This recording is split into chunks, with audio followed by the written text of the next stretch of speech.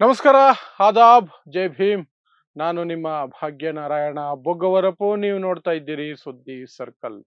Hormuz straight ನಲ್ಲಿ ಮತ್ತೆ ಯುದ್ಧ ಶುರುವಾಗಿದೆಯಾ? ಅಂಥದ್ದೊಂದು ಬೆಳವಣಿಗೆ ಆಗ್ತಾ ಇದೆ. ಯಾಕೆಂದ್ರೆ ಇರಾನ್ ಮತ್ತು ಅಮೆರಿಕ ಒಬ್ಬರಿಗೊಬ್ಬರು ಫೈರಿಂಗ್ ಮಾಡ್ಕೊಂಡಿದ್ದಾರೆ, ಮಿಸೈಲ್ಗಳನ್ನು ಲಾಂಚ್ ಮಾಡ್ಕೊಂಡಿದ್ದಾರೆ. ಒಂದಷ್ಟು ಬೆಳವಣಿಗೆಗಳಾಗಿದ್ದಾವೆ. ಅದರ ಜೊತೆಗೆ ಅದರ ಎಫೆಕ್ಟ್ ಆಗಿ ಯುಎಇಯ ಆಯಿಲ್ ರಿಫೈನರಿ ಮೇಲೆ ಡ್ರೋನ್ ದಾಳಿ ಆಗಿದೆ. ಆ ಡ್ರೋನ್ ದಾಳಿಯನ್ನ ಇರಾನ್ ನಡೆಸಿದೆ ಅಂತ ಯುಎಇ ಹೇಳ್ತಾ ಇದೆ. ಇರಾನ್ ಹೇಳುತ್ತಿದೆ ಇದಕ್ಕೂ ನಮಗೂ ಸಂಬಂಧ ಇಲ್ಲ. ಹಾಗಾದ್ರೆ ಯಾರು ನಡೆಸಿದ್ದಾರೆ ಅನ್ನೋ ಪ್ರಶ್ನೆ ಸಹ ಬರುತ್ತೆ. ಸೊ ಏನಿದು ಈ ಬೆಳವಣಿಗೆಗಳು? ಯುಎಇ ಹೇಳುತ್ತಿರುವಂತಹದ್ದು ಏನು? ಸುಮಾರು 19 ಮಿಸೈಲ್ ಮತ್ತು ಡ್ರೋನ್ಗಳು ಬಂದಿದೆ ಅಂತ ಲೆಕ್ಕ ಬೇರೆ ಕೊಡ್ತಿದೆ. ಎಲ್ಲವನ್ನು ವಿವರಿಸುವಂತಹ ಪ್ರಯತ್ನವನ್ನು ಮಾಡ್ತೀನಿ.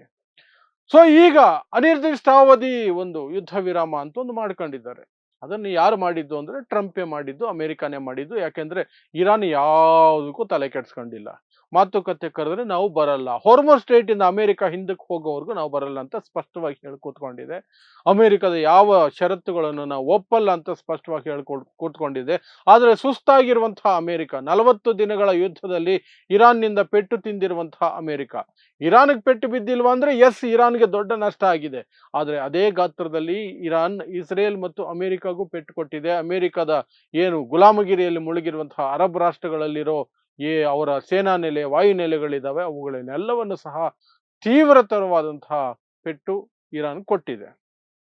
ಅದರಿಂದ ಬೇಸತ್ತು ಸಾಕಾಗಿ ಸುಸ್ತಾಗಿ ಅಮೆರಿಕ ತನಗೆ ತಾನೇ ಯುದ್ಧ ವಿರಾಮವನ್ನ ಘೋಷಣೆ ಮಾಡಿಕೊಳ್ತು. ಟ್ರಂಪ್ ತನಗೆ ತಾನೇ ಯುದ್ಧ ವಿರಾಮ ಘೋಷಣೆ ಮಾಡಿಕೊಂಡ್ರು.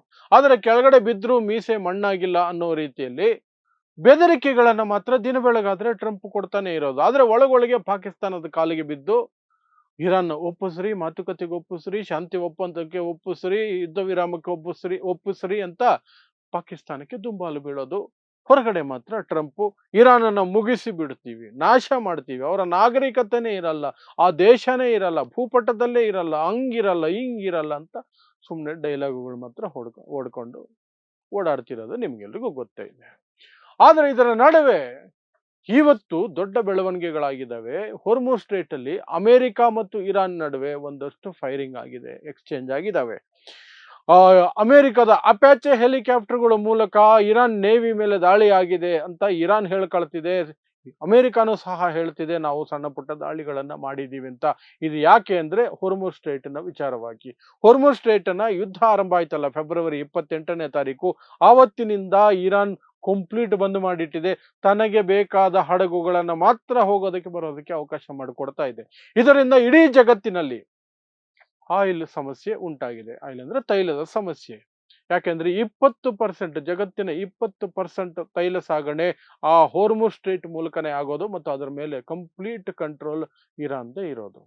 ಇದರಿಂದ ಬೇಸತ್ತಿರುವಂತಹ ಅಮೆರಿಕ, ವಿದೇಶಗಳ ಒತ್ತಡ, ನಿಮ್ಮಿಂದಾನೇ ಇಂತಹ ಪರಿಸ್ಥಿತಿ ಆಗಿದೆ ಅನ್ನುವಂತಹ ಆರೋಪಗಳು, ಸಿಟ್ಟು, ಇಂತಹದರ ನಡುವೆ ಅಮೆರಿಕ ಏನ್ ಮಾಡುದು, ನೀವು ಬ್ಲಾಕ್ ಮಾಡಿದಿರೇ ಸರಿ, ನಾನು ಈ ಕಡೆಯಿಂದ ಬ್ಲಾಕ್ ಮಾಡ್ಬಿಡ್ತೀನಿ. ಆಗ ನಿಮ್ಮ ಹಡಗುಗಳು ಅಥವಾ ನಿಮಗೆ ಬೇಕಾದ ಹಡಗುಗಳು ಸಹ ಮೂವ್ ಆಗೋದಕ್ಕಾಗಲ್ಲ ಅಂತ ಅಮೆರಿಕನು ಬ್ಲಾಕ್ ಮಾಡಿಟ್ಟಿದೆ. ಆ ಅಮೆರಿಕದ ಬ್ಲಾಕೇಡ್ ಅನ್ನ ತೆಗೆಯೋವರೆಗೆ ನಾವು ಮಾತುಕತೆಗೆ ಬರಲ್ಲ ಅಂತ ಇರಾನ್ ಸ್ಪಷ್ಟವಾಗಿ ಹೇಳ್ಕೊಂಡಿದೆ. ಏನಾದ್ರೂ ಮಾಡ್ಕೊಳ್ಳಿ, ನಾವು ಮಾತುಕತೆಗೆ ಬರಲ್ಲ. ಯುದ್ಧಕ್ಕೆ ಬರ್ತೀರಾ, ನಾವು ರೆಡಿ ಇದ್ದೀವಿ. ನಾವು ಟ್ರಿಗರ್ ಮೇಲೆ ಬೆರಳು ಇಟ್ಕೊಂಡೇ ಮಾತುಕತೆ ಕೂತ್ಕೊಂಡಿರೋದು. ಹಾಗಾಗಿ we are ready. Seize fire ಅಂದ್ರೆ ಸೀಸ್ ಫೈರ್, ಯುದ್ಧ ಅಂದ್ರೆ ಯುದ್ಧ, ನಾವು ರೆಡಿ ಇದ್ದೀವಿ. ಆದ್ರೆ ನಿಮ್ಮದು ಈ ಬ್ಲಾಕೇಡ್ ತೆಗೆಯೋವರೆಗೂ ನಾವು ಒಂದು ಒಪ್ಪಂದಕ್ಕೆ ಬರಕ್ ಸಾಧ್ಯನೇ ಇಲ್ಲ ಅಂತ ಇರಾನ್ ಹೇಳ್ಕೊಂಡಿದೆ. ಸೊ ಆ ಹಿನ್ನೆಲೆಯಲ್ಲಿ ಇವತ್ತು ಹೊಸದಾಗಿ ಯುದ್ಧ ಆರಂಭ ಆಯಿತು ಅನ್ನೋ ರೀತಿಯಲ್ಲಿ ದೊಡ್ಡ ಮಟ್ಟದಲ್ಲಿ ಎಕ್ಸ್ಚೇಂಜ್ ಆಗಿದ್ದಾವೆ. ಇರಾನ್ ಮತ್ತು ಅಮೆರಿಕ ನಡುವೆ ಫೈರಿಂಗು, ಮಿಸೈಲ್ಗಳು ಎಲ್ಲ ಎಕ್ಸ್ಚೇಂಜ್ ಆಗಿದ್ದಾವೆ. ಇದರ ನಡುವೆ ಯುಎಇಯಲ್ಲಿರುವಂತಹ ಫುಜೇರಾ ಅನ್ನುವಂತಹ ಪ್ರದೇಶದಲ್ಲಿದ್ದಂತಹ ದೊಡ್ಡ ಆಯಿಲ್ ರಿಫೈನರಿ, ತೈಲ ಘಟಕಕ್ಕೆ ಡ್ರೋನ್ ಅಟ್ಯಾಕ್ ಆಗಿದೆ. ದೊಡ್ಡ ಮಟ್ಟದಲ್ಲಿ ಅಲ್ಲಿ ಬೆಂಕಿ ಬಿದ್ದಿದೆ. ಪ್ಲಸ್ ಅಲ್ಲಿ ಕೆಲಸ ಮಾಡ್ತಿದ್ದಂತಹ 3 ಭಾರತೀಯ ನೌಕರರು ಜೀವ ಕಳ್ಕೊಂಡಿದ್ದಾರೆ. ಸೊ ಇದರ ಬಗ್ಗೆ ಒಂದು ಹೇಳಿಕೆಯನ್ನು ಬಿಡುಗಡೆ ಮಾಡಿರುವಂತಹ ಯುಎಇ ಹೇಳ್ತಾ ಇದೆ, 14 ಮಿಸೈಲು, 4 ಡ್ರೋನ್ಗಳು, 14 ಮಿಸೈಲು, ಅದರಲ್ಲಿ 12 ಬ್ಯಾಲಿಸ್ಟಿಕ್ ಮಿಸೈಲ್ಗಳು, 2 ಕ್ರೂಸ್ ಮಿಸೈಲ್ಗಳು ಇರಾನ್ ನಮ್ಮ ಕಡೆ ಹಾಕಿದೆ, ನಮ್ಮ ತೈಲ ಘಟಕಕ್ಕೆ ಅದು ಹಾನಿ ಮಾಡಿದೆ, ದೊಡ್ಡ ಬೆಂಕಿ ಬಿದ್ದಿದೆ, 3 ಜನ ಜೀವ ಕಳ್ಕೊಂಡಿದ್ದಾರೆ. ಅಷ್ಟು ದೊಡ್ಡ ದಾಳಿಯನ್ನ ಇರಾನ್ ನಡೆಸಿದೆ ಅಂತ UAE ಆರೋಪ ಮಾಡ್ತಾ ಇದೆ. ಅದರ ಜೊತೆಗೆ 4 ಡ್ರೋನ್ಗಳನ್ನು ಸಹ ಅಟ್ಯಾಕ್ಗೆ ಬಳಸ್ಕೊಂಡಿದೆ. ಒಟ್ಟಾರೆಯಾಗಿ 15 ಮಿಸೈಲ್ಗಳು, 4 ಡ್ರೋನ್, 19 ವೆಪನ್ಸ್ ನಮ್ಮ ಮೇಲೆ ಬಂದು ಬಿದ್ದಿದ್ದಾವೆ. ಇದು UAE ಮಾಡ್ತಿರುವಂತಹ ಆರೋಪ. ಇದಕ್ಕೆ ಪ್ರತಿಕ್ರಿಯೆ ಕೊಟ್ಟಿರುವಂತಹ ಇರಾನ್ ಹೇಳ್ತಾ ಇದೆ, ನೋ, ಈ ದಾಳಿಯನ್ನ ನಾವು ನಡೆಸಿಲ್ಲ, ಇದಕ್ಕೂ ನಮಗೂ ಸಂಬಂಧ ಇಲ್ಲವೇ ಇಲ್ಲ ಅಂತ. ಹಾಗಾದ್ರೆ ಈ ದಾಳಿ ನಡೆಸಿದ್ದು ಯಾರು ಅನ್ನುವಂಥ ಪ್ರಶ್ನೆ ಬರುತ್ತೆ. ಯಾಕೆಂದ್ರೆ ಇರಾನ್ ಮಾಡಿರೋ ದಾಳಿಯನ್ನ ಇಲ್ಲಿಯವರೆಗೂ ಒಪ್ಕೊಂಡೇ ಬರ್ತಿದೆ.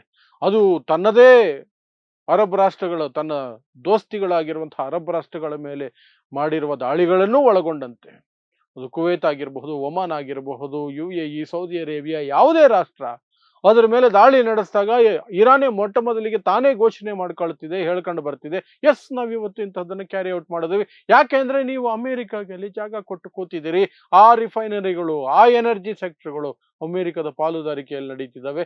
ಅಮೆರಿಕವನ್ನ ಕಿಕ್ಔಟ್ ನೀವು ಮಾಡಿ, ಇಲ್ಲಾಂದ್ರೆ ನಾವು ಈ ರೀತಿ ಅಟ್ಯಾಕ್ ಮಾಡ್ತೀವಿ. ನಮ್ಮ ಮೇಲೆ ಅಮೆರಿಕ ದಾಳಿ ಮಾಡೋದಕ್ಕೆ ನಿಮಗೆ ಜಾಗ ಕೊಡ್ತಾ ಇದ್ದೀರಿ, ಏರ್ ಬೇಸ್ ಕೊಡ್ತಾ ಇದ್ದೀರಿ, ಅಲ್ಲಿನ ನೇವಿ ಬೇಸ್ ಕೊಡ್ತಾ ಇದ್ದೀರಿ, ಆರ್ಮಿ ಬೇಸ್ ಕೊಡ್ತಾ ಇದ್ದೀರಿ. ಹಾಗಾಗಿ ನೀವು ಸಹ ನಿಮ್ಮ ಮೇಲೆ ದಾಳಿ ಮಾಡ್ತೀವಿ, ಬಟ್ ಆ ದಾಳಿ ನಿಮ್ಮ ಮೇಲಲ್ಲ, ಅಮೆರಿಕದ ಬೇಸುಗಳ ಮೇಲೆ. ನಾವು ನಿಮ್ಮ ಜನರನ್ನ, ನಿಮ್ಮ ದೇಶದ ಜನರನ್ನ, ನಮ್ಮ ಸೋದರ ರಾಷ್ಟ್ರಗಳ ಜನರನ್ನ ನಾವು ಮುಟ್ಟೋದಿಲ್ಲ, ಏನು ಮಾಡೋದಿಲ್ಲ. ಅಮೆರಿಕದ ಏನು ಸೆಟಪ್ ಇದೆ ಅಲ್ಲಿ, ರೆಡಾರ್ ಸಿಸ್ಟಮ್ ಇಂದ ಹಿಡಿದು ಬೇಸುಗಳವರೆಗೆ ಅವುಗಳನ್ನ ಅಟ್ಯಾಕ್ ಮಾಡ್ತೀವಿ. ಮತ್ತು ಅಮೆರಿಕ ನಮ್ಮ ಆಯಿಲ್ ರಿಫೈನರಿಗಳನ್ನ, ಇಸ್ರೇಲ್ ನಮ್ಮ ಆಯಿಲ್ ರಿಫೈನರಿಗಳನ್ನ ಮುಟ್ಟಿದಾಗ, ಅಟ್ಯಾಕ್ ಮಾಡಿದಾಗ, ನಾವು ಅಮೆರಿಕ ಪಾರ್ಟ್ನರ್ಶಿಪ್ ಇರುವಂತಹ ಆಯಿಲ್ ರಿಫೈನರಿಗಳೇನಿದಾವೆ ಅರಬ್ ರಾಷ್ಟ್ರಗಳಲ್ಲಿ, ಅವುಗಳ ಮೇಲೆ ನಾವು ದಾಳಿ ಮಾಡ್ತೀವಿ. ನಾವು ಸುಮ್ಮನೆ ಕೂತ್ಕೊಂಡು ನೋಡ್ಕೊಂಡು ಇರೋಕ್ಕಾಗೋದಿಲ್ಲ. ನಿಮ್ಮ ಮೇಲೆ ನಾವು ವೈಯಕ್ತಿಕವಾಗಿ ದಾಳಿ ಮಾಡಲ್ಲ, ಅಮೆರಿಕದ ಕಾರಣಕ್ಕೆ ಮಾಡೋದು. ಅದರಿಂದ ತಪ್ಪಿಸ್ಕೊಳ್ಬೇಕಾದ್ರೆ ಸಿಂಪಲ್ಲು, ಅಮೆರಿಕದವ್ರನ್ನ ಒದ್ದೋಡಿಸ್ರಿ ನೀವು ಅಂತ ಅರಬ್ ರಾಷ್ಟ್ರಗಳಿಗೆ ಇರಾನ್ ದಿನ ಬೆಳಗಾದ್ರೆ ಹೇಳ್ಕೊಂತಾರೆ ಇರುತ್ತೆ. ಹಾಗಾಗಿ ಈ UAE ಮೇಲೆ ನಡೆದಿರುವಂತಹ ಈ ದಾಳಿ, UAE ಹೇಳ್ತಾ ಇದೆ ಇರಾನೇ ನಡೆಸಿರೋದಂತ, ಇರಾನ್ ಹೇಳ್ತಿದೆ ನಾವು ಮಾಡಿದ್ದಲ್ಲ ಅಂತ. ಇರಾನ್ ಅಷ್ಟು ಗಟ್ಟಿಯಾಗಿ ಹೇಳ್ತಿದೆ ನಾವು ಮಾಡಿದ್ದಲ್ಲ ಅಂತ ಅನ್ನೋದಾದ್ರೆ, ಇರಾನ್ ಇತಿಹಾಸ ಮಾಡಿದಾಗೆಲ್ಲ ಒಪ್ಕೊಂಡಿರೋದನ್ನ ನೋಡೋದಾದ್ರೆ, ಇರಾನ್ ಮಾಡಿಲ್ಲ ಅಂತಲೇ ಆಗತ್ತೆ. ಹಾಗಾದ್ರೆ ಯಾರು ಮಾಡಿದ್ದು ಅಂದ್ರೆ ಬೆಟ್ಟು ಇಸ್ರೇಲ್ ಕಡೆಗೆ ಹೋಗುತ್ತೆ. ಯಾಕಂದ್ರೆ ಇಸ್ರೇಲ್ ಇಂತಹ ಕುತಂತ್ರಗಳನ್ನ ಮಾಡೋದ್ರಲ್ಲಿ ಎತ್ತಿದ ಕೈ. ಯಾರನ್ನೋ ಒಬ್ಬರನ್ನೆಲ್ಲೋ ಸಾಯಿಸ್ಬಿಡೋದು, ಎಲ್ಲೋ ಒಂದ್ ಕಡೆ ಬಾಂಬ್ ಹಾಕ್ಬಿಡೋದು, ಅದನ್ನ ಇರಾನ್ ಕಡೆಗೆ ತಿರುಗಿಸ್ಬಿಡೋದು, ಯಾಕಂದ್ರೆ ಅವ್ರವ್ರು ಕಿತ್ತಾಡ್ಕೊಂಡಿರ್ಲಿ ಅಂತ. ಇದು ಈ ರೀತಿಯಾಗಿ ಸಿಕ್ಕಾಕೊಂಡಿದೆ ಸಾಕಷ್ಟು ಬಾರಿ ಇಸ್ರೇಲು. ಒಂದಲ್ಲ ಎರಡಲ್ಲ, ಸುಮಾರು ಬಾರಿ ಅವರೇ ಸಿಕ್ಕಾಕೊಂಡಿದ್ದಾರೆ ಇಂತಹ ನೀಚ ಕೃತ್ಯಗಳನ್ನ ಮಾಡಿ, ಡಬಲ್ ಗೇಮ್ಗಳನ್ನಾಡಿ. ಸೊ ಇಸ್ರೇಲ್ ಮಾಡಿರೋ ಸಾಧ್ಯತೆ ಇರುತ್ತೆ. ಬಟ್ ಆದರೂ ಸಹ UAE ಕನ್ಫರ್ಮ್ ಆಗಿ ಹೇಳ್ತಿದೆ, ಇಲ್ಲ, ಅದು ಮಿಸೈಲ್ಗಳೆಲ್ಲ ಇರಾನ್ನ ಮಿಸೈಲ್ಗಳು, ನಮಗೆ ಕನ್ಫರ್ಮ್ ಆಗಿ ಗೊತ್ತಾಗಿದೆ ಅಂತ. ಸೊ ಅದಿದ್ರೆ ನಿಜವಾಗ್ಲೂ ಮತ್ತೆ ಸಂಘರ್ಷ ನೆಕ್ಸ್ಟ್ ಲೆವೆಲ್ಗೆ ಹೋಗ್ತಿದೆ ಅಂತ ಅರ್ಥ. ಒಟ್ಟಿನಲ್ಲಿ ಹೊರ್ಮುಜ್ ಸ್ಟ್ರೈಟ್ ಅಲ್ಲೂ ಸಹ ಸಂಘರ್ಷದ ಮತ್ತೆ ನೆಕ್ಸ್ಟ್ ಲೆವೆಲ್ಗೆ ಹೋಗಿದೆ. ಈ ಕಡೆ ಈ UAE ಮೇಲೆ ಸಹ ಅಟ್ಯಾಕ್ ಆಗಿದೆ. ಇಷ್ಟು ಇರಾನ್ ಅಮೆರಿಕ ನಡುವೆ ಅನಿರ್ದಿಷ್ಟಾವಧಿ ಯುದ್ಧ ವಿರಾಮದ ನಡುವೆ ನಡೀತಿರುವಂತಹ ಬೆಳವಣಿಗೆಗಳು. ಶಾಂತಿ ಒಪ್ಪಂದದಂತೂ ಯಾವಾಗ ಆಗತ್ತೋ ಗೊತ್ತಿಲ್ಲ. ಒಟ್ಟಿನಲ್ಲಿ ದಿನ ಬೆಳಗಾದ್ರೆ ಅಮೆರಿಕ ಗುಡುಕ್ತಾನೆ ಇರುತ್ತೆ, ಮುಗಿಸ್ಬಿಡ್ತೀವಿ ಇರಾನ್ನ, ಬದುಕಕ್ ಬಿಡಲ್ಲ ಅವ್ರನ್ನ ಅಂತ. ಇರಾನ್ ಬನ್ನಿ ಬನ್ನಿ ಬನ್ನಿ ಅಂತಲೇ ತನ್ನ ಕೈಲ ಆದಷ್ಟು, ಅಥವಾ ತನಗೆ ಸಿಟ್ಟು ಬಂದಾಗೆಲ್ಲ ಒಂದಷ್ಟು ಅಟ್ಯಾಕ್ ಮಾಡ್ಕೊಂಡು ಕೂತಿದೆ ಅಷ್ಟೇ. ಸೊ ಇಂತಹದ್ದೇ ವಿಶೇಷ ಸುದ್ದಿಗಳಿಗಾಗಿ ನೋಡ್ತಾ ಇರಿ ಸುದ್ದಿ ಸರ್ಕಲ್. ನಾನು ನಿಮ್ಮ ಭಾಗ್ಯನಾರಾಯಣ ಬೊಗವರಪೋ.